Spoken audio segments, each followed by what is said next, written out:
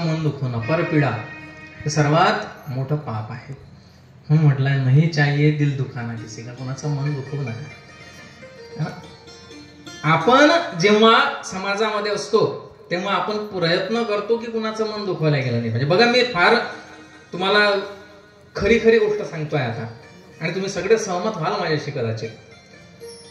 समाजामध्ये जेव्हा आपण वावरतो, शेजारी असतील पाजारी असतील कुणीतरी, त्यांचं मन दुखवणं याचा आपण प्रयत्न करत असतो. परंतु बरेचदा काय होतं माहितीये का, आपल्या घरामधले जे लोक आहेत, जे आपले लोक आहेत सर्वात जवळचे, त्यांचंच मन दुखेल याचा आपण प्रयत्न करत नाही. म्हणजे त्यांचं मन दुखू नये हे आपल्या लक्षातही येत नाही. आपण घरामध्येच, कुटुंबामध्येच अनेक वेळा पती असेल पत्नीचं मन दुखवतो, पत्नी असेल पतीचं, मुलं असतील आई वडिलांचं, आई वडील असतील मुलांचं, ह्याच्याकडे आपण लक्ष देत नाही. परंतु ते पण आपण सांभाळलं पाहिजे, कारण जीव सगळे समान आहेत. कुणाचंच मन आपल्याकडून दुखल्या गेलं नाही पाहिजे. आणि ते बाहेरच्यांचं तर जाऊ द्या, हे घरचे लोक तर आपले आहेत ना, स्वतःचे आहे ना. त्यांचं मन जर आपल्याकडून, मी असे लोक बघितलेत, आता तरी काही नाही, तुम्हालाही आठवत असेल ना, माझे आजी आजोबा जे होते आपले, त्यांचं कधी पती पत्नीचं भांडण झालं ना, तर तो म्हातारा म्हातारी मरून जात पण एकमेकांशी बोलत नव्हते. खरं आहे का? ऐका, तुम्ही बघितलं आहे का असं? मरत होते शेवटी, की म्हातारा म्हातारी त्यांचं काही भांडण झालं एकदा, म्हातारी मेली तरी म्हातारा बोलला नाही. असेही लोक आहेत. म्हणून कुणाचं मन आपल्याकडून दुखल्याने गेलं. येशाम विद्यानं तपोन दानम ज्ञानम, ज्ञानाविषयी आपण बोलून राहिलो. तर ह्या गोष्टींचं आपल्याला ज्ञान असणं आवश्यक आहे. लक्षात. परत एक ज्ञानी व्यक्तीची व्याख्या अशी सांगितली की हे विश्वची माझे घर, हाची जयाचा निर्धार. बघा, हे पूर्ण जग जे आहे, ते जग म्हणजे काय आहे? ते जग आपलं घर आहे ना, वसुधैव कुटुंबकम ज्याला आपण म्हणतो. हे सगळं विश्व म्हणजे त्याच्यामध्ये माणूसच नाही आला फक्त, त्याच्यामध्ये प्राणी पण आले, पक्षी पण आले, सगळेच झाले. लक्षामध्ये आपण असा चष्मा आपल्या डोळ्याला लावला पाहिजे की त्या चष्म्यामधून आपल्याला हा माणूस आहे, ही बाई आहे, हा म्हातारा आहे, ही म्हातारी आहे, हा प्राणी आहे, हा पक्षी आहे, हे दिसलंच नाही पाहिजे. आणि असा चष्मा साधू लोकांजवळ असतो, असा चष्मा संत लोकांजवळ असतो. त्यांना काय दिसतं? तर प्रत्येकामधला जीव जो आहे तो जीवच दिसतो फक्त. लक्षामध्ये त्याला हा भेदच नाही आहे त्याच्याकडे, तिथे द्वैतच नाही आहे. लक्षामध्ये ज्या ठिकाणी द्वैत आहे त्या ठिकाणी आनंद आहे का? नाही. ज्या ठिकाणी दुजेपणा आहे, ज्या ठिकाणी भिन्नता आहे, ज्या ठिकाणी द्वैत आहे त्या ठिकाणी आनंद नाहीच आहे. लक्षामध्ये. म्हणून आपल्याला सगळे जीव जे आहेत, सगळे प्राणी जे आहेत, त्यांच्यामधला फक्त आपला जीव दिसला पाहिजे. तो माणूस आहे की बाई आहे की म्हातारा आहे की म्हातारी, हे नाही दिसलं पाहिजे. आणि तिसरी गोष्ट मी तुम्हाला साधूचं लक्षण, 2 लक्षण मी तुम्हाला सांगितले होते संन्याशाचे, है ना. तिसरं लक्षण मी तुम्हाला सांगतो की कोणी निंदा कोणी वंदा, आपुला स्वहिताचा धंदा, आणि कोणी करो किती आपदा, आनंद आनंद सर्वही. ही साधूची, ही संन्याशाची भावना असते. कोणी निंदा कोणी वंदा, कुणी माझी निंदा करा, मला काही घेणं देणं नाही, माझ्या मागं करा किंवा माझ्या तोंडावर करा, काहीच फरक नाही पडत मला. अशी भावना ज्या व्यक्तीची आहे तो साधू आहे, तो संत आहे. लक्षामध्ये. कोणी निंदा कोणी वंदा, आपला स्वहिताचा धंदा. आपलं काम काय? आपला स्वहिताचा धंदा सुरू आहे ना, आपलं दत्त आनंद आनंद करणं सुरू आहे ना, बस. बाकी कोणी काही करो, काही घेणं देणं नाही. आणि कोणी करो किती आपदा, आनंद आनंद सर्वही. कोणी काही विपदा आणल्या, आपदा आणल्या, तरी काहीच फरक नाही आहे. लक्षामध्ये. ही संताची भावना असली पाहिजे. आणि संत कुणाला म्हटलं गेलाय हो? हे अशा भगवे कपडे घातले, दाढी वाढवली, केस वाढवली की संत होतो का? संत कुणाला म्हटलंय? षडरिपुते जिंकून, सप्त व्यसनाशी त्यागून, दशे इंद्रिय केले दमन, धन्य संत ते जगी. धन्य साधू ते जगी. तुमच्यापैकी कुणीतरी संत नसेल का? हा का फक्त प्रेमगीर महाराज आणि मी आम्ही संत आहोत? नाही. लक्षामध्ये ज्या कोणी षडरिपू ते जिंकून, षडरिपू जे आहेत त्यांना ज्या कोणी जिंकलेलं असेल तो संत आहे, तो साधू आहे, है ना. त्यानंतर सप्तव्यसनाशी त्यागुण, ज्यांनी सप्तव्यसन जे आहेत ते त्याग केलेले आहेत. द्यूतम मासम सुरापानम वेश्याखेट चौर्य परांगणा महापापेनी सक्तेती व्यसनाती त्यजेत बुद्धाहा. असं म्हटलं गेलं की द्यूत खेळणे, मांस खाणे, सुरापान करणे, मद्यप्राशन करणे, दारू पिणे, वेश्यागमन करणे, खेट शिकार करणे, चौर्य चोरी करणे आणि परांगणा परदारा गमन करणे, अशा प्रकारचे 7 व्यसन आहेत. ह्या 7 व्यसनांना ज्यांनी त्याग केला यांचा आणि 10 इंद्रिय ते जिंकून, आणि ज्यांनी 10 इंद्रिय जिंकलेले आहेत अशा प्रकारचा जो कोणी व्यक्ती असेल तो साधू, तो संत आहे. ज्यांनी केला 6चा अंत तो संत, ज्यांनी 6 धुतले तो साधू. बरोबर आहे की नाही? हे शब्द जे बनले ते असेच थोडी बनले की संत कुणालाही म्हटलं साधू, असं नाही आहे ना. ज्यांनी 6चा अंत केला त्याला संत म्हटलं गेलं आहे, आणि ज्यांनी हे षडरिपू धुवून काढले त्याला साधू म्हटलं आहे. साधू म्हणजे 6 धुणारा आहे, साधू म्हणजे साधून घेणारा नाही आहे. आहे की नाही? की आता इथं पंगत दिसली की जाऊन बसला, घेतलं साधून, तसं नाही आहे. त्याला साधू नाही म्हटलंय का? म्हणून काय म्हटलंय की हे विश्वची माझे घर, हाची जयाचा निर्धार. अशा प्रकारचा जो व्यक्ती आहे तो व्यक्ती ज्ञानी आहे. आणि सर्वात शेवटी मी तुम्हाला ज्ञानीची आणखी एक व्याख्या तर अनेक आहेत, पूर्ण रात्र संपून जाईल. बरोबर आहे. क्षुदेचिया तोंडा, लक्षात घ्या, क्षुदेचिया तोंडा मिळो मांडा अथवा कोंडा, ना पडे वासनेचिया पाखंडा तयाशी ज्ञाने बोलीजे. काय म्हटलं की क्षुदेचिया तोंडा, भूक लागली, भूक जर लागलेली आहे तर मिळो मांडा अथवा कोंडा. आहे ना, नशिबात असलं तर मांडाही खायला मिळेल, पंचपक्वान्न नाही मिळतील. आहे की नाही? लोक आम्हाला म्हणतात की महाराज तुमच्यासोबत फिरायला पुरते बा. तुमच्यासोबत गेलं की मस्त खाया प्यायची सगळी सोय होते, म्हणून पंचपक्वान्न खायला भेटतात. त्याला म्हटलं आमच्यासोबत फिरायला पुरते, पण एखाद्या दिवशी फिरायला पुरते. वारंवार नेहमी फिरायला नाही पुरत. कारण एक दिवस आम्हाला पंचपक्वान्न भेटतील तर दुसऱ्या दिवशी उपाशी पण राहावं लागतं. आणि ही सत्य परिस्थिती आहे ना. प्रत्येक गाव हे की कळंब कसुरा नसतं की कोणत्याही घरात गेलं तर पंचपक्वान्न भेटतील. काही काही ठिकाणी भूक लागलेली असते पण म्हणता येत नाही की जेवण करायचं आहे म्हणून, उपाशी राहावं लागतं. अशी पण वेळ येते, है ना. मग ज्ञानी कुणाला म्हटलंय? क्षुदेची या तोंडा मिळो मांडा अथवा कोंडा, ना पडे वासनेची या पाखंडा. है ना. फक्त जेवणाचा उद्देश काय आहे? उदरभरण हाच शुद्ध हेतू. स्वाद कसा आहे, मीठ आहे की नाही आहे, तिखट आहे की नाही, याचं काही घेणं देणं नाही. फक्त पोट भरावं लागतं, मरण येत नाही म्हणून जगावं लागतं. आहे की नाही? आमचे महाराज आहेत, एका ठिकाणी आम्ही बसलेलो होतो, असं झोपलेलो होतो, आराम करून राहिलो होतो, आणि एक बाई आली पाया पडायसाठी. महाराज पाया लागू द्या. मग ते झोपलेले होते. आता मी उठून बसलो असं की आता पाया पडून राहिली बाई, झोपून काय राहावं असं म्हणतात ना लोक, की कुणाचं दर्शन घ्यायचं असलं तर झोपून घेऊ नये म्हणून. आणि जो मेलेला व्यक्ती असतो त्याच फक्त झोपल्यानंतर दर्शन घ्यायचं असं काहीतरी म्हणतात लोक. मग त्या महाराजांनी एवढं सुंदर उत्तर दिलं. आणि ती बाई म्हणे महाराज उठा ना, म्हणे पाया लागू द्या ना. ते महाराज म्हणतो कशाला उठा लागते, आम्ही नाहीतरी मेलेलंच तर आहोत. आहे की नाही? मेलेल्या माणसाचंच आपण फक्त झोपून दर्शन घेतो. ते महाराज म्हणतात आम्ही मेलेलंच तर आहोत आणि आम्हाला कशाला उठायला लावता. आहे ना, ते खरं आहे की नाही? आणि साधू संन्यासी जर असेल तर त्यांनी काय केलं? त्यांनी पिंडदान केलेलं आहे आधीच, मेलेलाच आहे तो, त्याचा हा दुसरा जन्म आहे. बरोबर. मग ज्ञानी कुणाला म्हणावं म्हटलं? क्षुदेची या तोंडा मिळो मांडा अथवा कोंडा, न पडे वासना त्याच्याकडे राहतच नाही.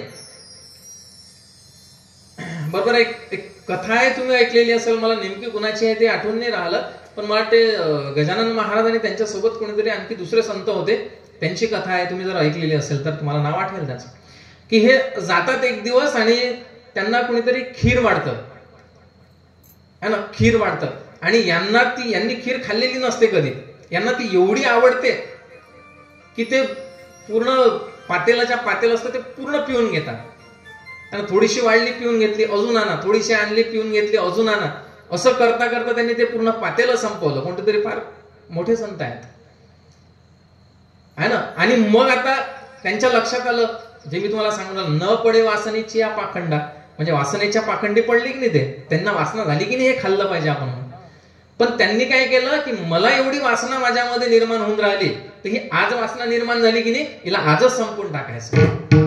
म्हणून त्यांनी काय केलं माहितीये का, ते पातेलाभर खीर पिली आणि तेवढी पातेलाभर खीर ओकले परत.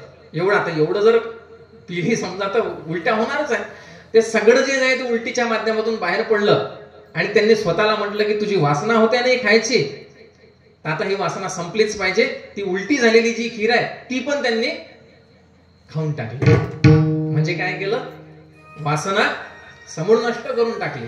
डबल इच्छा होईल काय खीर खायची, कधीच होणार नाही. अशामध्ये फार मोठे संत होऊन गेले. आपण फार मोठे नाही आहोत, पण आपण काही ना काही तर प्रयत्न केले पाहिजे त्या पद्धतीचे है ना. तर हे ज्ञानी व्यक्तींची लक्षणं सांगितली आहेत. म्हणून म्हटलंय की तेषाम न विद्यान तपोन दानम ज्ञानम. बरोबर आहे, आपण ज्ञान मिळवण्याचा प्रयत्न आपल्या आयुष्यामध्ये नेहमी केला पाहिजे. पुढे आला आहे शीलम. शील आता दोनच राहिले, तुम्ही बोर होत असाल तर. शील झाल्यानंतर मग धर्म राहतं फक्त. तर शील काय आहे की आपण मनुष्याच्या जन्मामध्ये आल्यानंतर आपलं शील कसं असलं पाहिजे, आपलं चारित्र्य कसं असलं पाहिजे, ही पण फार महत्वाची गोष्ट आहे. ह्या गोष्टी आपण पाळल्याच पाहिजे. आपल्या भारतीय संस्कृतीमध्ये ह्या सांगितलेल्या गोष्टी आहेत, ह्या आपण पाळल्याच पाहिजेत.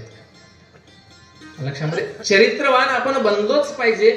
ज्यावेळी आपण चरित्रवान बनू त्यावेळीच आपण पुढच्या पिढीला चरित्रवान बनवू शकतो, तोपर्यंत नाही है ना. कारण लहान मुलांना तुम्ही जर बघितलं असेल, त्यांना कोणतीच गोष्ट शिकवावी लागत नाही, त्यांना काहीच नाही शिकवावं लागत. ते आपोआप तुमच्या अनुकरणामधून तुमचं अनुकरण करून करून शिकत असतात. लक्षामध्ये आपल्याला कुणालाच वाटत नाही की आपण चुकीचं शिकवावं आपल्या लेकरांना. कुणाला वाटतं का की मी चुकीचं शिकवलं पाहिजे, वाईट शिकवलं पाहिजे? कुणालाच वाटत नाही. पण अप्रत्यक्षरित्या आपण चुकीच्या गोष्टी त्यांना शिकवत असतो. लक्षामध्ये आपलं लेकरू असतं, शेजारच्याचं लेकरू असतं, आपलं लेकरू त्याच्या घरी जातं, भांडण करतं, काहीतरी होतं, तोडफोड केली जाते, आणि त्या लेकराची आई जी आहे ती ओरडते, रागावते, एखादी चापटही मारून देते आपल्या लेकरांना. आपलं लेकरू घरी येतं, बरोबर आहे, भांडण झालं, मारामारी झाली, सगळं झालं, त्यांनी कल्लही खाल्ला त्याच्या समोरच्या आईकडून, तरी दुसऱ्या दिवशी ते लेकरू तिथं जातं की नाही जात? जातच. का बरं जातं? कारण त्यांनी मनात ठेवल्या त्या गोष्टी नाही, जे झालं ते तिथेच सोडून दिलं. बरोबर आहे. मग ते लेकरू दुसऱ्या दिवशी जेव्हा त्या शेजारच्या लेकराकडे जातं, तेव्हा याची आई येते आणि त्याला तिथून फटके देत देत घरी आणते आणि काय सांगते, डबल त्याच्या घरी अजिबात जायचं नाही. बरोबर आहे ना. म्हणजे काय केलं, चुकीचं शिकवलं की नाही शिकवलं. म्हणजे तो द्वेष मनामध्ये धरून नव्हता, पण त्याच्या मनामध्ये द्वेष निर्माण केला. बरोबर आहे. आणि आई जेव्हा शेजारच्या बाईसोबत भांडण करते किंवा वडील जेव्हा शेजारच्या माणसासोबत भांडण करतात, तेव्हा या लेकराला लहानपणी समजून जातं की मी जेव्हा मोठा होईल तेव्हा मलाही काय करावं लागेल, शेजारासोबत भांडावं लागेल. अरे माझी आई भांडून राहिली, ती माझे वडील भांडून राहिले, तर मी पण भांडलो पाहिजे. बरोबर की नाही. माझ्या वडिलांनी माझ्या आजोबासाठी तिकडे स्पेशल रूम केली होती, तिथून घंटी बांधली होती. हे वाजली घंटी, की हे घंटी वाजली म्हणजे जेवायचं ताट घेऊन जायचं आहे ना. एक घंटी वाजली म्हणजे प्यायचं पाणी न्यायचं, आणि 2 वाजल्या म्हणजे जेवणाचं ताट न्यायचं. आणि म्हातारा एक दिवस विसरला घंटी वाजवायचं, त्याला नेऊन दिलं का ताट, नेऊन दिलं का पाणी, नाही ना. घंटीच नाही वाजवली तर मग कशाला नेऊन द्यायचं. मग ते लेकरू काय करते, ती घंटी पद्धतशीर सांभाळून ठेवते. आता कथा फार मोठी आहे ती, तुम्हाला माहिती आहे, ऐकलेली पण असेल तुम्ही, आहे की नाही. तशी आपल्यासाठीची घंटी काही आपल्या लेकरांनी सांभाळून ठेवली नाही पाहिजे. याची काळजी कुणाला घ्यावी लागेल? आपल्यालाच घ्यावी लागणार आहे. लक्षात. छत्रपती शिवाजी महाराज घडले ते का आपोआप घडले का? आपोआप नाही घडले, है ना. जिजाऊ मातांनी तशा प्रकारचं शील त्यांच्यामध्ये निर्माण केलं, तशा प्रकारचं चरित्र त्यांच्यामध्ये निर्माण केलं, है ना. जे आदर्श चरित्र होते त्यांचा आदर्श, त्यांच्या कथा त्यांना सांगितल्या गेला आणि त्यावेळी त्यांचं चरित्र चांगलं घडलं. पहिले काय म्हणायचे, जुन्या काळामध्ये म्हणत होते की तुमच्याकडून जर पैसा गेला, money is lost, nothing is lost. पैसा गेला म्हणजे काहीच नुकसान नाही झालं आपलं, पैसा तर येतो आणि जातो, बरोबर आहे. Health is lost, something is lost. जर आपलं आरोग्य गेलं तर आपलं थोडंफार काहीतरी नुकसान झालं, काहीतरी आपलं गेलं, बरोबर आहे. पण if character is lost, everything is lost. आपलं चरित्र जर कलंकित झालं तर आपलं सगळं काही गेलं, असं म्हटलं जात होतं.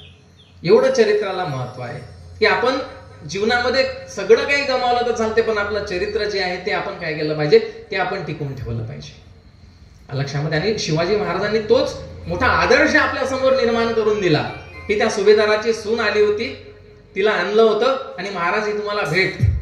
महाराजांनी काय म्हटलं की त्या सुभेदाराची सून नाहीये, ही माझी देखील सूनच आहे, है ना. आणि मी माझ्या सुनेचा जसा सन्मान करेल त्या पद्धतीचा सन्मान या स्त्रीचा झाला पाहिजे आणि तिला साडी सोडी देऊन तिला तिच्याकडे रवाना करा. अशा प्रकारचं चरित्र जिजाऊ मातांनी घडवलं. हे चरित्र आपल्याला घडवावं लागणार आहे. आणि इथे स्त्रियांची भूमिका जी आहे ती फार महत्वाची येते. आणि मी तुम्हाला सांगू काय की ह्या गोष्टी ज्या आहेत की नाही, ह्या फक्त स्त्रियाच करू शकतात.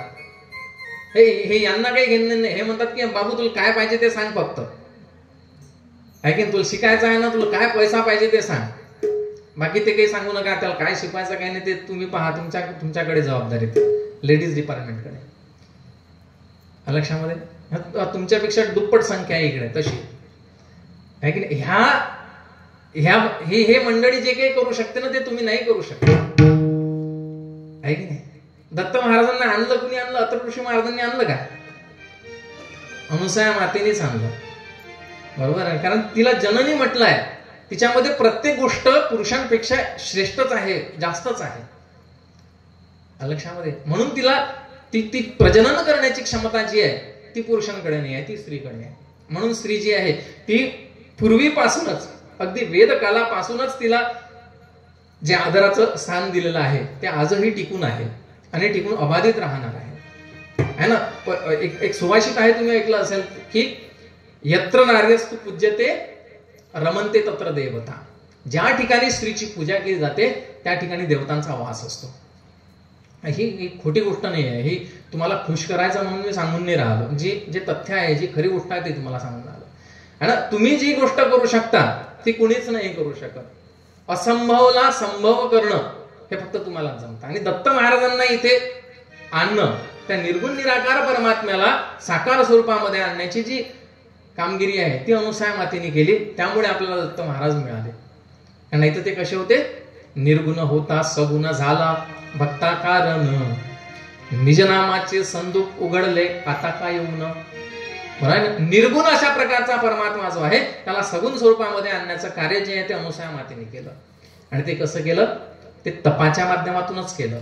बघा, 60 सहस्त्र वर्ष अनुष्ठान करीते झाले दोघे जण, आकाशवाणी अलक्षपणाहून आज्ञा झाली अविनाशी. 60,000 वर्ष तपश्चर्या गेली अनुसूया माते. एवढं तप केलं आणि त्या तपाचं फळ म्हणजे काय झालं? तो जो अविनाशी परमात्मा आहे तो कुठे आला?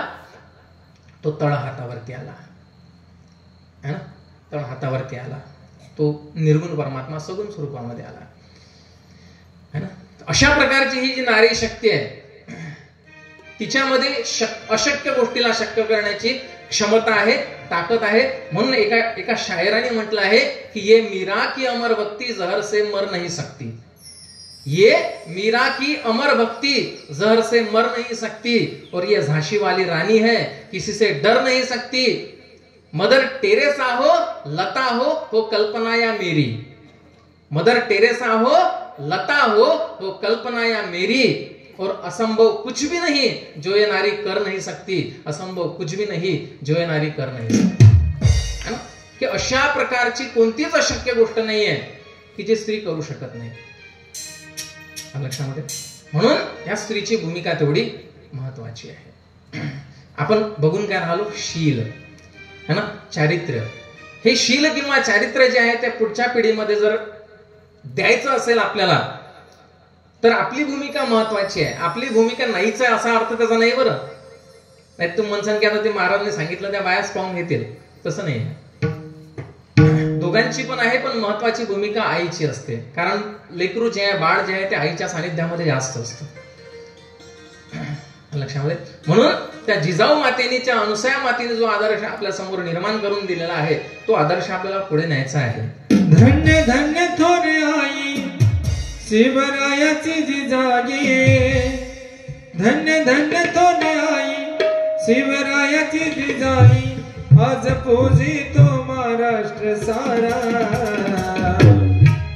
मुजरा मानाचा मानाचा जिजाईला, मुजरा मानाचा मानाचा जिजाईला। धन्य धन्य तोरे आई शिवरायाची जिजा, धन्य धन्य तोरे आई शिवरायाची जिजा, आज पूजी तो महाराष्ट्र सारा, मुजरा मानाचा मानाचा जिजाईला, मुजरा मानाचा मानाचा जिजाईला, मुजरा मानाचा मानाचा जिजाईला।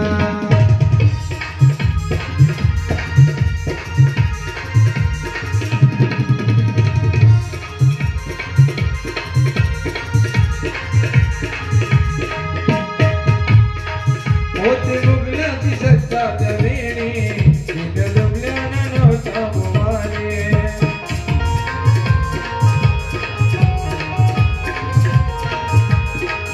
आया बहिणीच्या संकट काळी, नव्हता कैवारी कुणी त्या मेरे,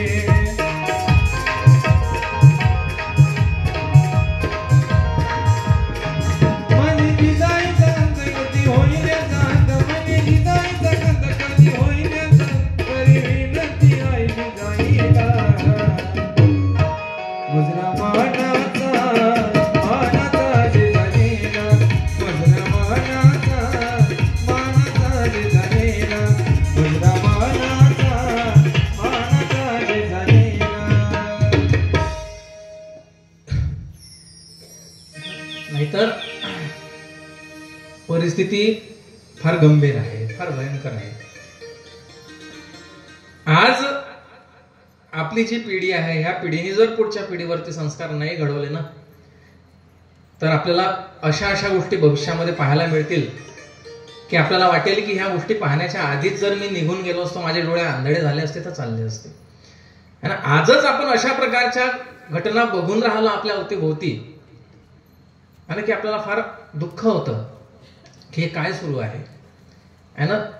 वडील असतील, मुलगी असेल, त्यांच्यामधलं नातं राहिलं नाही, बहीण भाऊ असतील त्यांच्यामधलं नातं राहिलं नाही, लक्षामध्ये। फार वाईट गोष्टी आपल्याला आपण जिकडे पाहिलं तिकडे बघायला मिळतात, ऐकायला मिळतात, है ना। आणि हे कशामुळे होऊन राहिलं, हे फक्त ह्याच गोष्टीच्या अभावामुळे होऊन राहिलं की शील निर्माण करण्यामध्ये कुठंतरी आपण कमी पडलो, चारित्र्य घडवण्यामध्ये कुठंतरी आपण कमी पडलो आहोत, है ना। तर जी गोष्ट त्या जिजाऊ माताने केली, शिवबामध्ये ज्या काही त्यांनी गोष्टी, ज्या शील असेल, चारित्र्य असेल, त्या निर्माण केल्या, त्या आज आपल्याला आपल्या पुढच्या पिढीमध्ये निर्माण कराव्या लागतील, लक्षामध्ये। त्यामुळे जिजाऊ मातेचा आदर्श आपण निश्चितच समोर ठेवला पाहिजे, है ना। जिजाऊ माता होती म्हणूनच शिवाजी महाराज घडले, आणि शिवाजी महाराज होते म्हणून आपण सगळेजण आज हिंदू धर्मामधले जे लोक आहोत ते सुरक्षित आहोत, है ना।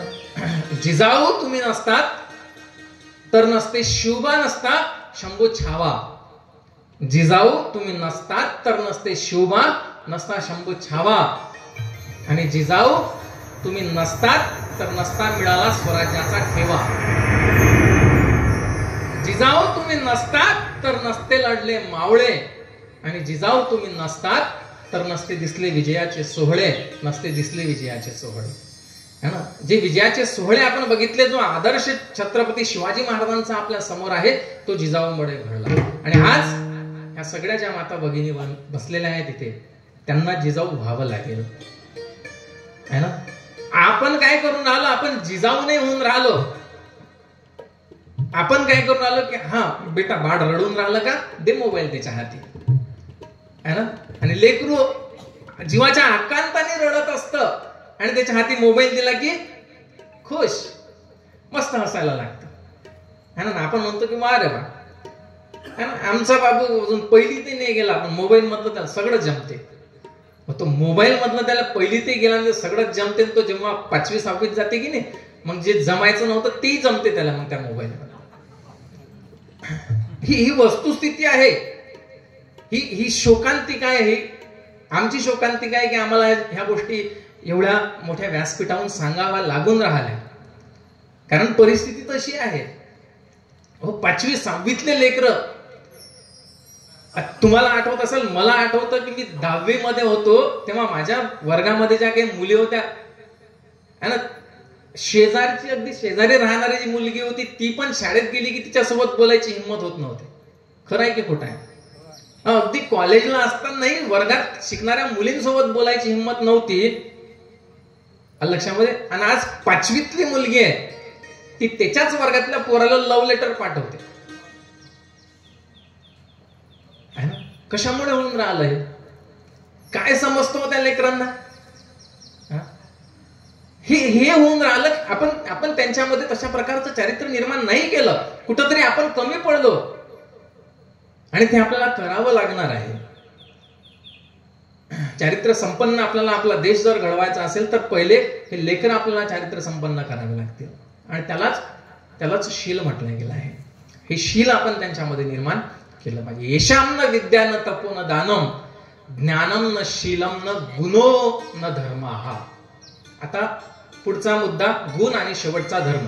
एवढं झालं, गुणधर्म झाला की आपण आपला गुणधर्म संपवून टाकू, है ना. गुण हा शब्द जो आहे सगळ्यांना माहिती आहे की आता शील जेव्हा म्हटलं तेव्हाच त्याच्याच पुढे गुण येतं, की आपण शील नावाचा गुण आपण लेकरांमध्ये निर्माण केला पाहिजे, आपल्यामध्ये आपण पहिले निर्माण केला पाहिजे. बरोबर आहे ना. हे गुण जे आहेत ते गुण, सद्गुण आपल्यामध्ये आपण निर्माण करण्याचा प्रयत्न केला पाहिजे. आणि हे सद्गुण जे आहेत ते आपल्याला कुठून प्राप्त होतील? हे सद्गुण आपल्याला सद्गुरूपासून प्राप्त होतील. हे सद्गुण आपल्याला गुरुपासून प्राप्त होतील, लक्षामध्ये. त्यामुळे आपण काय केलं पाहिजे? आपले गुरु जे आहेत, आपले सद्गुरू महाराज जे आहेत, है ना, त्या सद्गुरूची आपण निवड केली पाहिजे, है ना. योग्य गुरुची आपल्याला अधिकार आहे बरं का, असं काही नाही. गुरुलाही अधिकार आहे की जो पात्र आहे अशा प्रकारचा शिष्य निवडावा, आणि शिष्यालाही अधिकार आहे की आपल्याला पात्र असलेला गुरु निवडावा. दोघांनाही अधिकार आहे तो, लक्षामध्ये. मग आपण जो पात्र आहे अशा प्रकारचा गुरु निवडला पाहिजे, जो ज्ञानी आहे अशा प्रकारचा गुरु निवडला पाहिजे.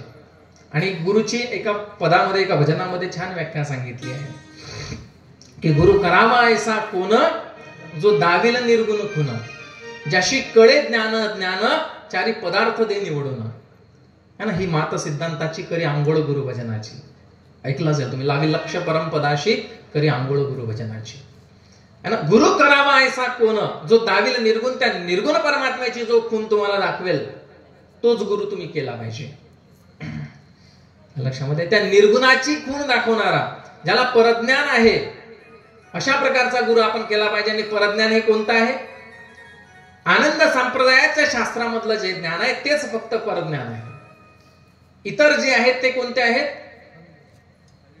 है ना. ज्ञानाचे प्रकार सांगितले आहेत, तुम्हाला माहिती असेल, है ना. काय म्हटलंय की वेदांत ही बाल्यावस्था,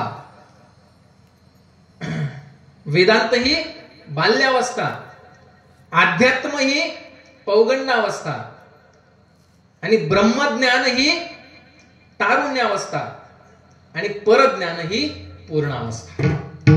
हे ज्ञानाचे वेगळे वेगळे प्रकार आहे. वेदांतामधलं जे ज्ञान आहे त्याला फक्त बाल्यावस्था म्हटलं आहे. एखाद्या छोट्या बालकाला जेवढं ज्ञान असते तेच ज्ञान फक्त वेदांतामध्ये आहे.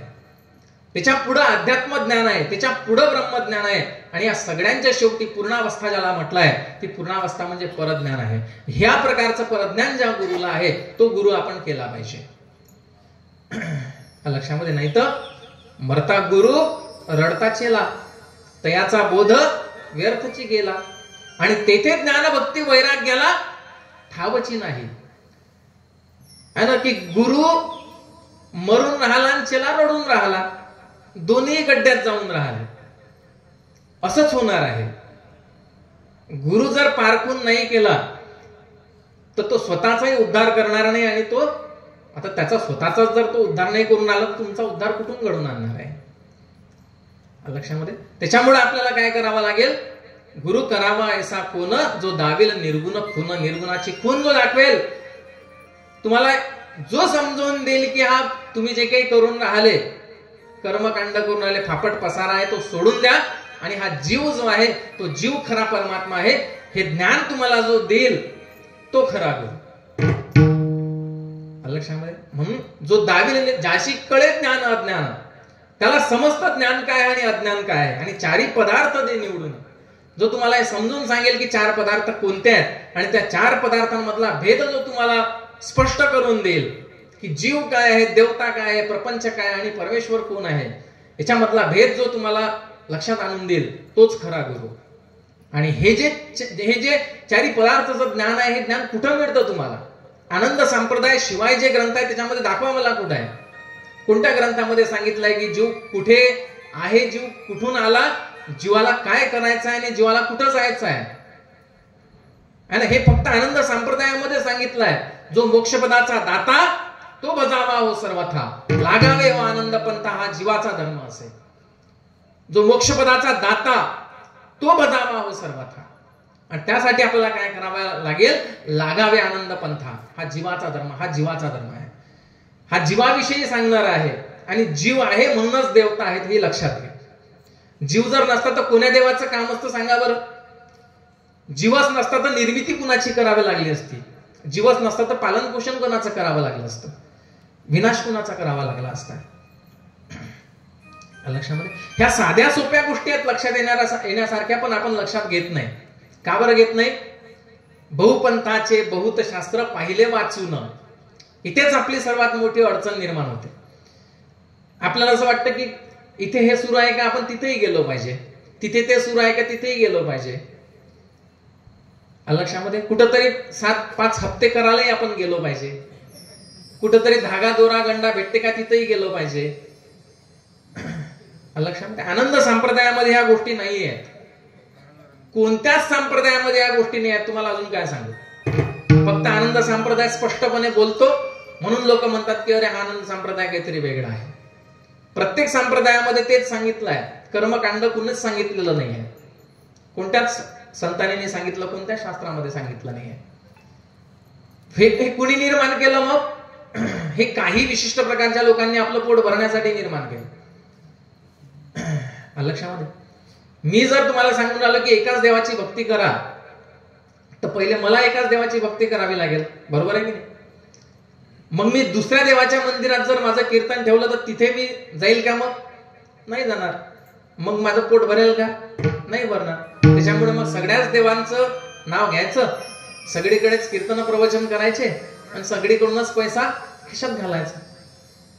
लक्षामध्ये ही खरी भक्ती नाही आहे, ही खरी भक्ती नाही आहे. एकनिष्ठ सदा भक्ती, मिळवा मिळवा जीवनमुक्ती. एकनिष्ठ भक्ती केल्यानेच आपल्याला जीवनमुक्ती मिळणार आहे. एकनिष्ठ भाव माझा सद्गुरु चरणापाशी, त्यात सर्व तीर्थ आहे गंगा यमुना काशी.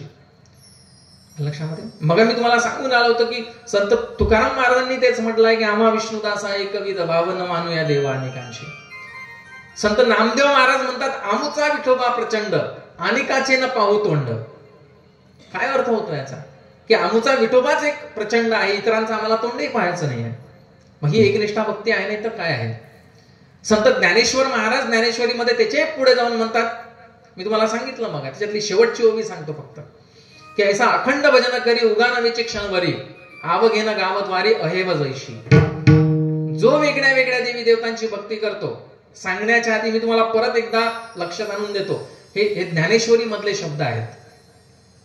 माझ्या खिशामधले नाही आहे. ज्ञानेश्वर महाराज स्वतः ज्ञानेश्वरीमध्ये सांगतात की ऐसा अखंड भजन करी, जो व्यक्ती वेगळ्या वेगळ्या देवी देवतांची भक्ती करतो, उगानवेची क्षणभरी एक क्षणही तो चुपचाप नसतो. ह्या देवाचं झालं की त्या देवाचं, त्या देवाचं झालं की त्या देवाचं. काही काही लोक म्हणतात महाराज मी सकाळी उठल्याबरोबर 4 वाजताच उठतो आणि गावातले जेवढे मंदिर आहेत त्या सगळ्या मंदिरांमध्ये मी दर्शन घेऊन येतो, सगळ्या मंदिरांमध्ये मी फुलं वाहून येतो.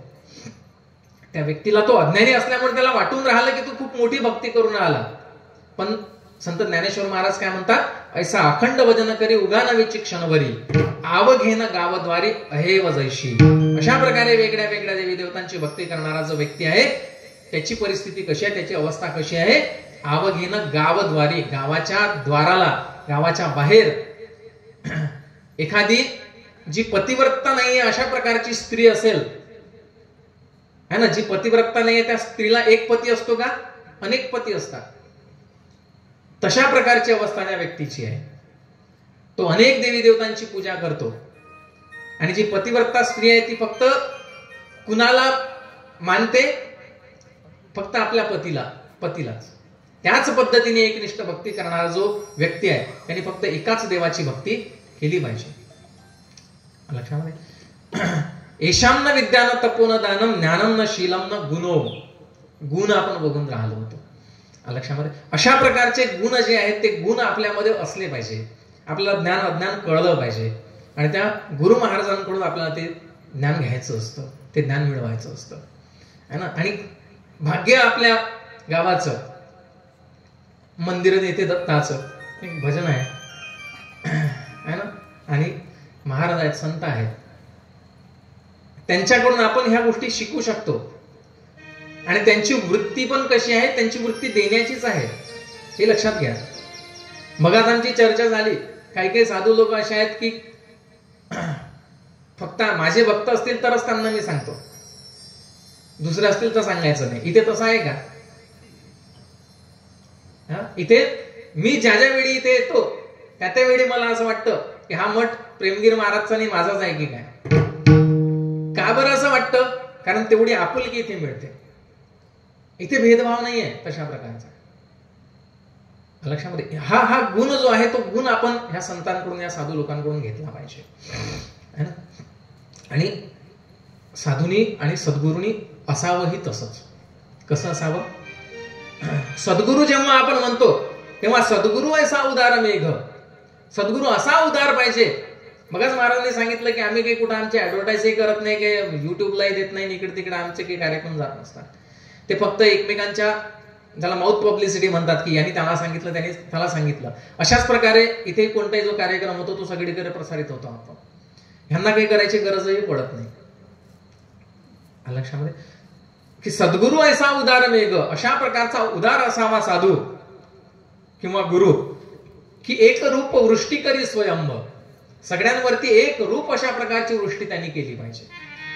हा माझा आहे, तो दुसरा आहे, हा भेद त्याच्यामध्ये नसावाच. एक रूप वृष्टी करी स्वयंभ.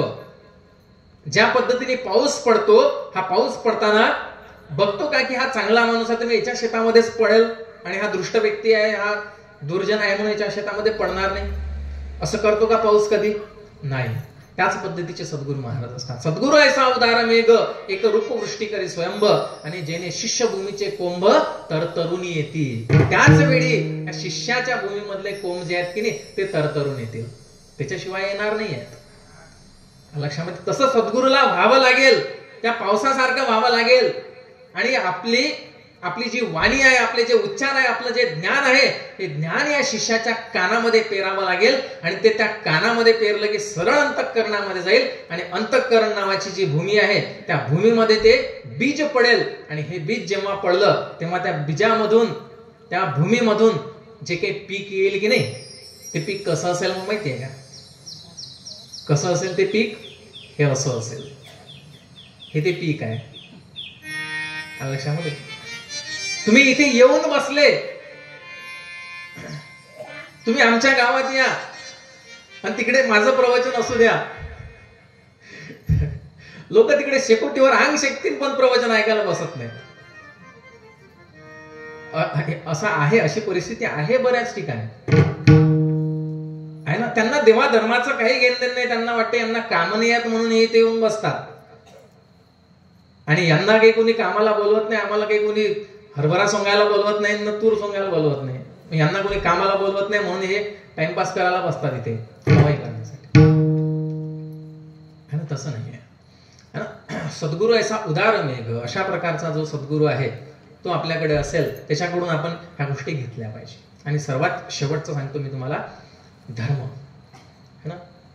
धर्मासाठी मी 10 मिनिटं घेईल, 5 मिनिटं घेईल आणि मग माझ्या वाणीला पूर्ण विराम देईल. की धर्म जो आहे त्या धर्माच्या आधारावर आपण चाललो पाहिजे. बरोबर. आता धर्माच्या आधारावर चालावं म्हणजे कसं चालावं है ना. जो आपण साधारण व्यक्ती आहोत, आपल्याला किती डोळे आहेत? 2. जो ज्ञानी असतो त्याला 3 डोळे असतात. एक ज्ञानचक्षु जो आहे तो त्याचा शिल्लक असतो. आणि धर्माला किती डोळे आहेत? धर्माला 7 डोळे आहेत है ना. 7 डोळे आहेत.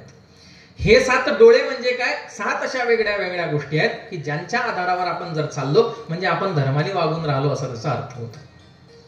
बरोबर. त्यातली पहिली कोणती आहे? पहिली आहे सत्य. पहिली आहे सत्य. खरे बोलावे हो सदा, खोटे बोलू नये कदा है ना. आणि खोटं बोलण्याशिवाय राहू पण नाही कदा, आहे की नाही. आपल्याला समजतं सगळं समजतं आपल्याला, फक्त काय होतं? उमजत नाही. बरोबर. आपल्याला सर्व माहिती आहे. महाराज काय सांगू ना तुम्ही 2 घंट्यापासून जे सांगू ना ते सगळंच तर माहिती आहे आम्हाला. पण तरी काय करावं लागतं? सांगावं लागतं वारंवार, आहे की नाही. कारण आपण या गेटच्या आतमध्ये आहोत तोपर्यंत सगळं ठेवतो कानामध्ये, डोक्यामध्ये. गेटच्या बाहेर गेलं की इथंच संकल्प सोडून देतो आपण.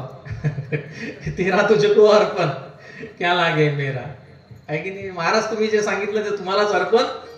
आणि इथं आहोत तोपर्यंत आम्ही ऐकू नाही. फरक पडतो आहे की नाही. वारंवार ऐकून बरोबर आहे की नाही. वारंवार ऐकून आपण काय म्हणतो? बिस्किटचा पुडा म्हणतो का? नाही, पार्लेजी म्हणतो. कोणताही बिस्किटचा पुडा आणला तरी आपण काय म्हणतो? पार्लेजी. कशामुळे? वारंवार ऐकून आहे की नाही. घरातलं कपाट जे आहे ते कोणतंही असलं, कोणत्याही कंपनीचं, तरी काय म्हणतो आपण? कोणतं कपाट आणलं? गोदरेजचं. ते गोदरेज त्या कंपनीचं नाव आहे, पण वारंवार ऐकून आपण त्याला गोदरेजचं कपाटच म्हणतो, आहे की नाही. तसं वारंवार हे नामस्मरण जर तुमच्या कानावरती पडेल ना तर काही ना काही फरक निश्चितच पडेल. आणि फरक पडू द्या हो. फरक पडू द्या. त्या माणसाने बिचाऱ्याने पूर्ण आयुष्य गमावलं. आपलं पूर्ण आयुष्य घालवून राहिले. ते कशासाठी घालवून राहिले? आपल्यासाठीच घालवून राहिले ना. आपण सुधारलो पाहिजे काहीतरी म्हणून. ह्या आई तिकडून यवतमाळून आल्या हो इथपर्यंत आपल्यासाठी. कशाला आल्या? त्यांना काही घर परिवार नाही आहे, कुणीच नाही का त्यांना, काहीच कामं नाहीत का त्यांना, तरी आपल्यासाठी आल्या. आणि आपल्या जीवनामध्ये काहीतरी बदल घडला पाहिजे म्हणून आल्या. लक्षामध्ये मी पण आलो आज. अनेक लोक येतील हे सांगणारे. या सगळ्यांना कशासाठी बोलून राहिले प्रेमगीर महाराज? त्यांच्यासाठी बोलून राहिले का? नाही, तुमच्यासाठी. ही सगळी मंडळी आली. हे आमचे अंकुश भाऊ आले इकडून अकोला उमरीहून. हे सगळा जो हा खटाटोप सुरू आहे की नाही, तो आपल्यामध्ये काहीतरी बदल व्हावा याच्यासाठीच सुरू आहे. आणि आता तेवढा काही ना काही बदल आपल्यामध्ये झाला पाहिजे. आणि होईल, निश्चितच होईल. बरोबर ना. आपला या वर्षीचा हा जो सप्ताह हा आपल्याला सक्सेसफुलच करायचा आहे. लक्षामध्ये. पुढच्या वेळेस मी जेव्हा आलो तेव्हा मला सांगितलंच पाहिजे की महाराज आमच्या गावामध्ये जी संगीतमय दत्तकथा झाली की नाही त्याच्यामुळे आमच्यामध्ये हे बदल घडले. लक्षामध्ये. आणि हे बदल घडले पाहिजे आपल्यामध्ये. सत्य. दुसरा आहे शौच. शौच म्हणजे स्वच्छता. स्वच्छता कशाची? अंतर्गत स्वच्छता आणि बाह्य स्वच्छता दोन्ही देखील. दोन्ही पण महत्वाचे आहेत.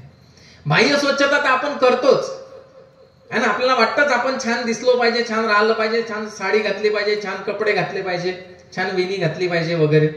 ह्या सगळ्या गोष्टी तर आपण करतोच. पण आपलं अंतःकरणही स्वच्छ असलं पाहिजे याच्यासाठी आपल्याला प्रयत्न करायचा आहे. बरोबर आहे ना. त्या श्यामला त्याच्या आईने सांगितलं होतं की नाही है ना. श्याम काय म्हणतो, अंघोळ घालते त्याची आई, आणि श्याम म्हणतो की अरे मी माझे तळपाय स्वच्छ धुतलेले आहेत, आता साबण लाव, आणि आता तू म्हणते घरात जा चालत चालत, माझे पाय डबल खराब होतील. आई काय करते, त्याला अलगत कळेवर घेते आणि घरात नेते. पण त्याच वेळी काय म्हणते की बाळा, ज्या पद्धतीने तुझे पाय खराब होऊ नये म्हणून तू प्रयत्न केलेस ना, है ना, तसंच तुझं मन देखील मळू देऊ नकोस बरं का, असं त्याच्या आईने सांगितलं. आणि त्याने ते स्वीकारलं. आणि जसं त्याने स्वीकारलं तसा काय झाला, त्या श्यामचा साने गुरुजी झाला. साने गुरुजी झाला, बरोबर. अंतःकरण स्वच्छ केलं. शरीर तर आपलं स्वच्छ दिसतच, दिसावं असं आपल्याला वाटतच, अंतःकरणही आपलं स्वच्छ राहिलं पाहिजे, याच्यासाठी आपल्याला प्रयत्न करायचा आहे. सत्य, शौच, दया, है ना. दया जी आहे ती कुठे आहे, ती भटकून राहिली इकडे तिकडे पूर्ण जगामध्ये, पण तिला कोणी स्वीकारायला तयार आहे का. एका कोणत्या तरी ग्रंथामध्ये छान वर्णन आहे की दया बिचारी म्हणते स्वतः की मला कोणीतरी स्वीकारा, मला कोणीतरी स्वीकारा, पण तिला कोणीच स्वीकारत नाही. आणि ती दया आपल्याकडे असली पाहिजे. आणि प्राणी मात्राविषयी असेल, व्यक्तीविषयी असेल, आणि दयेचा भाव आपल्यामध्ये असला पाहिजे. सत्य, शौच, दया, दान, दानाविषयी आपण बोललेलो आहोत. हे झाले 4 नेत्र, सत्य, शौच, दया, दान. 5वा नेत्र आहे अहिंसा. अहिंसा, कुठल्याच प्रकारची हिंसा आपल्याकडून घडू नये, है ना. आणि याच्यामध्ये महत्वाची गोष्ट आहे शाब्दिक हिंसा. हे सर्वात महत्वाचं आहे, है ना. आपल्याकडून शाब्दिक हिंसा घडू नये, आपल्याकडून वाईट काहीतरी बोलल्या जाऊ नये. लक्षामध्ये याला म्हटलंय अहिंसा. त्याच्यानंतर आहे पतिव्रता धर्म, एकनिष्ठा भक्ती. एकनिष्ठा भक्ती, एकाचीच भक्ती करणे. लक्षामध्ये अशा प्रकारे सत्य, शौच, दया, दान, अहिंसा, एक पत्नीव्रत आणि पतिव्रता धर्म, है ना. ह्या ज्या सगळ्या गोष्टी आहेत ह्या धर्मामध्ये मोडणाऱ्या आहेत. ह्या आपण निश्चितच पाळल्या पाहिजे. लक्षामध्ये आपण तपलं पाहिजे, आपण शील निर्माण आपल्यामध्ये केलं पाहिजे, है ना. हे शब्द जे आहेत ते शब्द पहिले आपण यांचा अर्थ ज्यावेळी आपण लक्षात घेऊ त्याच वेळी आपल्या लक्षामध्ये येईल. नाही तर आपल्याला असं वाटतं की आपण तपलं पाहिजे म्हणजे आपण काय केलं पाहिजे. आनंद संप्रदायामध्ये उपवास धरतात का, धरता का तुम्ही? कोणी उपवास करता का? कोणीच नाही करत ना. आपल्या पूजा पद्धतीमध्ये सांगितलं आहे बरं, नृपवास वृत्तम तत्र प्राणाय समना विधी, है ना. न उपवास, उपवास धरू नका, पूजा पद्धतीमध्ये दिला आहे.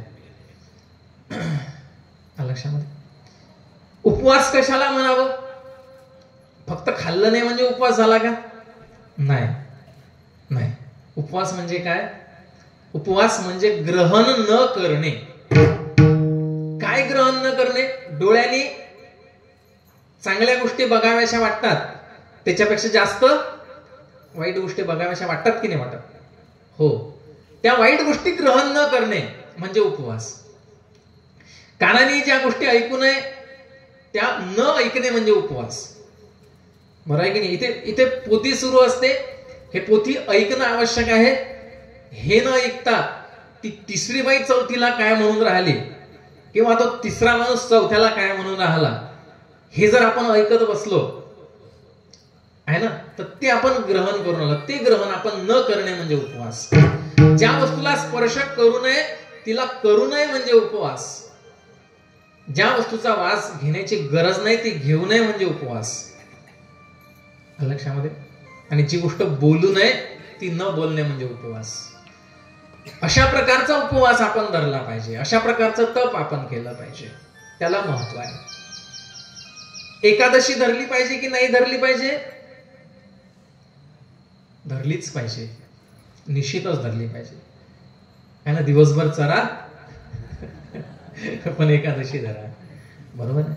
आणि एकादशी आपण निश्चितच धरली पाहिजे. पण एकादशी कोणती धरली पाहिजे हे पण फार महत्वाचं आहे. लक्षामध्ये एकादशीचा अर्थ काय होतो?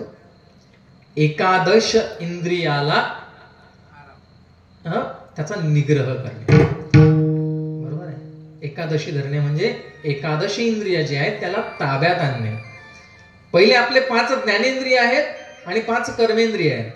ह्या ज्ञानेंद्रियांना आणि कर्मेंद्रियांना ताब्यात घेतल्यानंतर जे 11वं राहतं मन, त्या 11वा म्हणजे एकादश, आणि त्या एकादशी इंद्रियाला आपल्या ताब्यामध्ये ठेवणं म्हणजे एकादशी धरणं. अशा प्रकारची एकादशी आनंद संप्रदायामध्ये आहे, ती आपण धरली पाहिजे.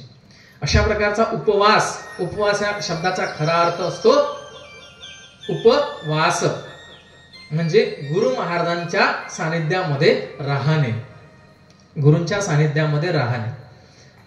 जुन्या काळामध्ये गुरुकुल पद्धती होती. त्या गुरुकुल पद्धतीमध्ये ज्यावेळी गुरु महाराज काहीतरी शिष्यांना सांगायचे, उपदेश करायचे है ना, आता उपदेश जर गुरु महाराज करून आले, तुम्ही जर सट्ट जेवण केलं मस्त आणि तो उपदेश ऐकायला बसले तर काय होईल?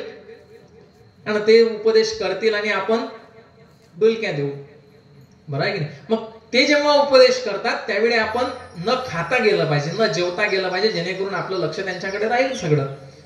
हा त्याच्या मागचा उद्देश होता है ना. मग त्यावेळी न खाणे म्हणजे उपवास है ना. मग आपण त्यालाच काय करून टाकलं की उपवास म्हणजे काही न खाणे, या जीवाला त्रास देणे. लक्षामध्ये. तर ह्या जीवाला त्रास न देता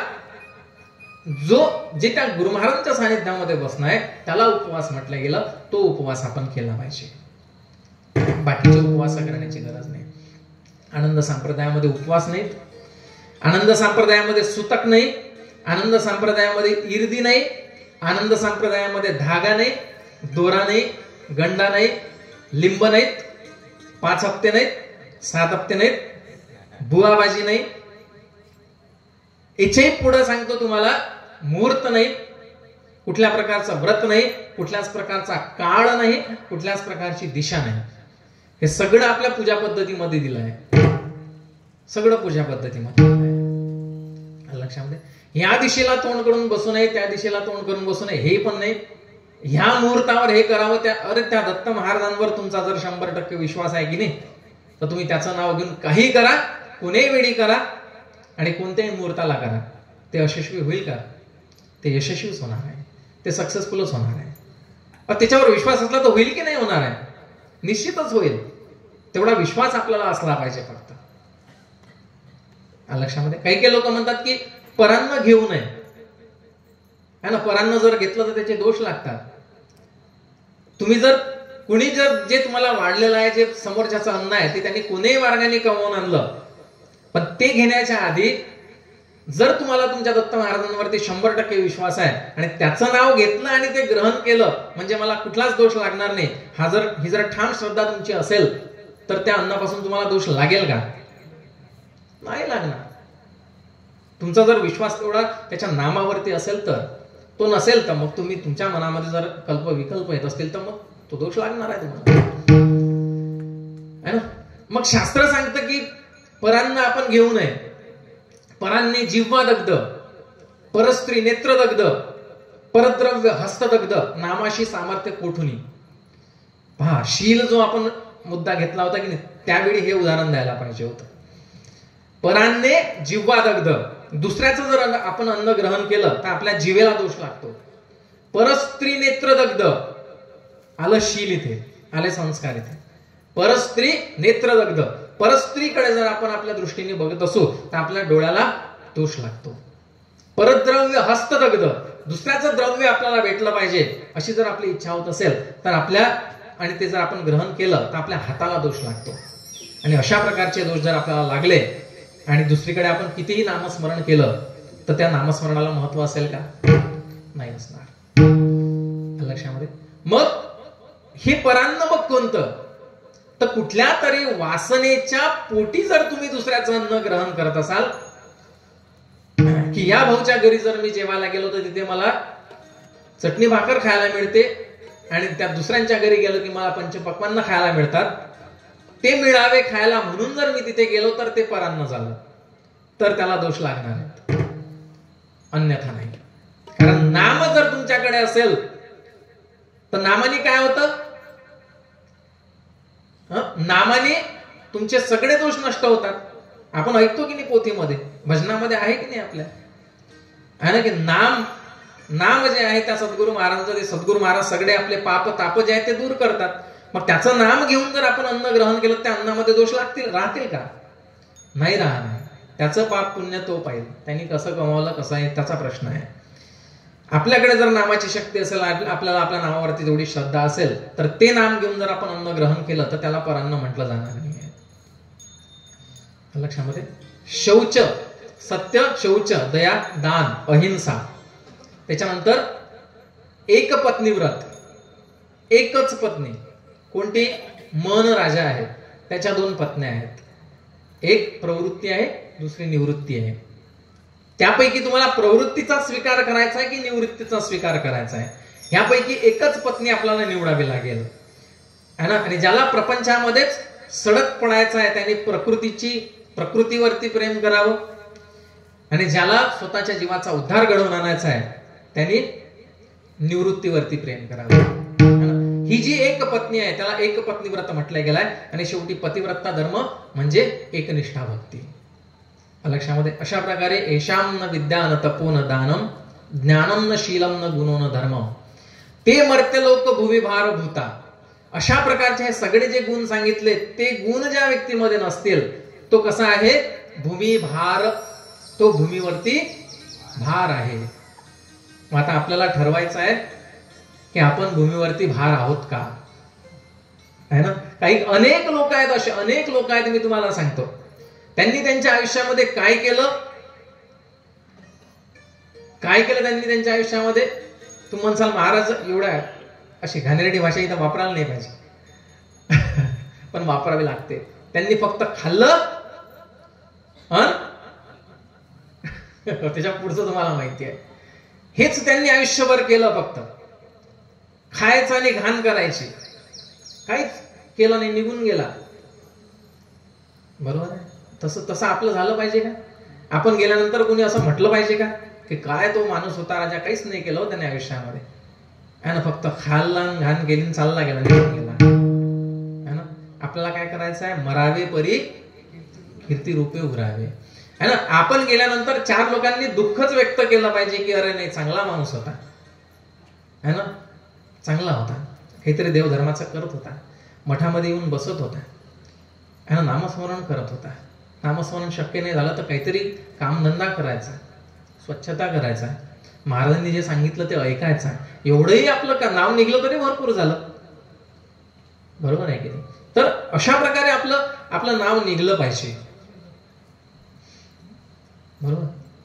म्हणून आपल्याला काय करायचं आहे? आपल्याला निवृत्तीच्या वाटेवरती जायचं आहे.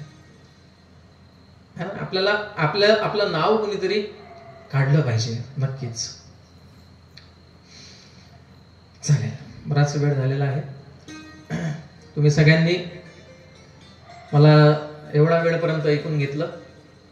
माझ्या अल्पबुद्धीनुसार जो विषय माझ्या डोक्यामध्ये मी ठरवलेला होता तो विषय इथे प्रस्तुत करण्याचा प्रयत्न केला, आणि तुम्ही सगळ्यांनी शांत चित्ताने मला ऐकून घेतलं.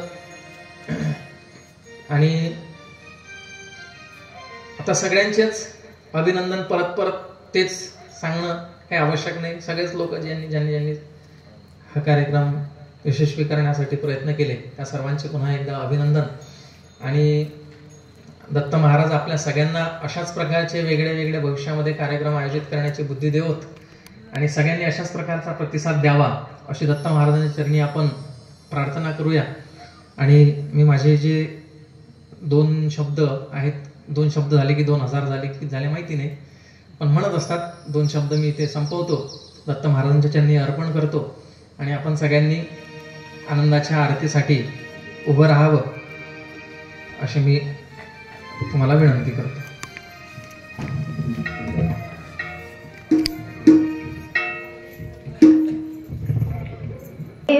देव जय आनंद रूपा सद्गुरु स्वरूपा सकळ जीवा तारक सकळ